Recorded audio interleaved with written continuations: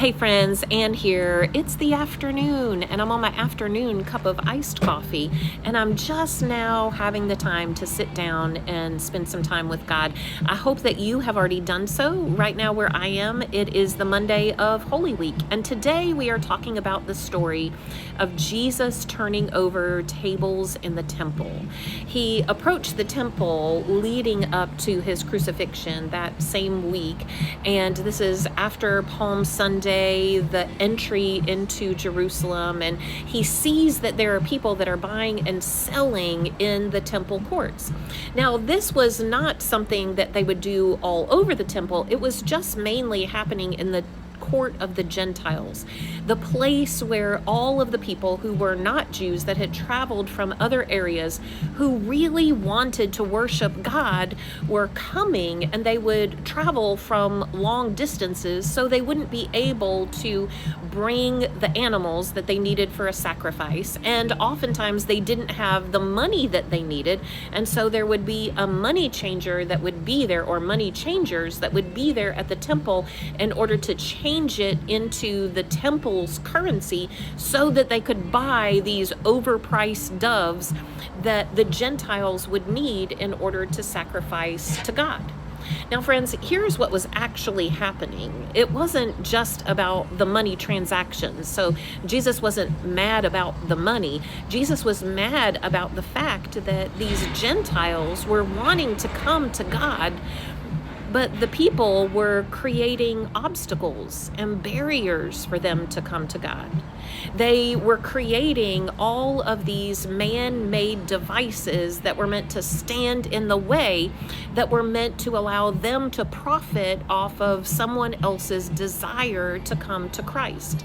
And as Jesus was turning over these tables, and as he was angrily and righteously turning over the tables and confronting the money changers, this is what he says.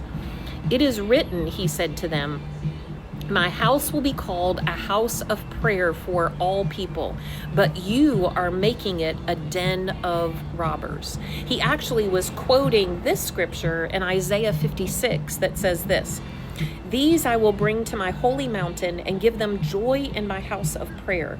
Their burnt offerings and sacrifices will be accepted on my altar.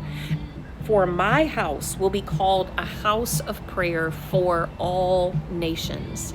Friends, they were meant to include everyone in this act of worship.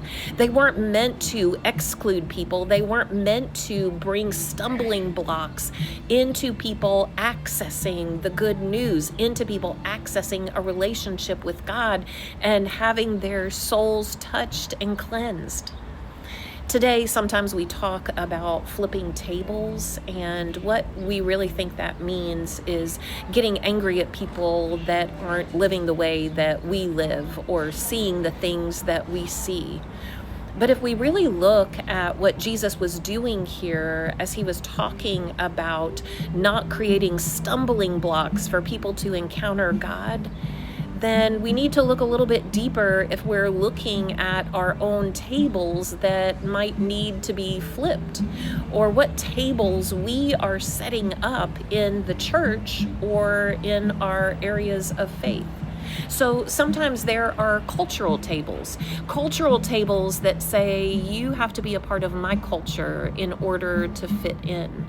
Or performance tables that say, hey, you've got to get your life together first before you can come to this place. Or maybe it's church culture tables that are church culture, like act like us, talk like us, be like us, and then you can be one of us. Maybe it's a knowledge table where we say, well, once you understand everything, then you can come in. Or maybe it's a personal table where we say, hey, you've got to match what I think is right, or you've got to make sure that you are treating people the way that I treat people and do the things that I do. Friends, anytime we set up stumbling blocks to the gospel, stumbling blocks to coming to God, we need those tables flipped. We need Jesus to come in, and we need him to cleanse the temple again, because Jesus calls for his house, his church to be a church for all people, to be a house of prayer for all nations, not just a few, not just that look like us and think like us and act like us. So friends, today, maybe do a little table flipping in your own heart.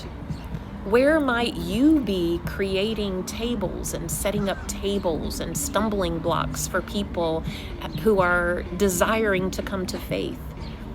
Or are you standing there with your arms open wide, ready to receive anyone who comes in any way that they come from any walk of life?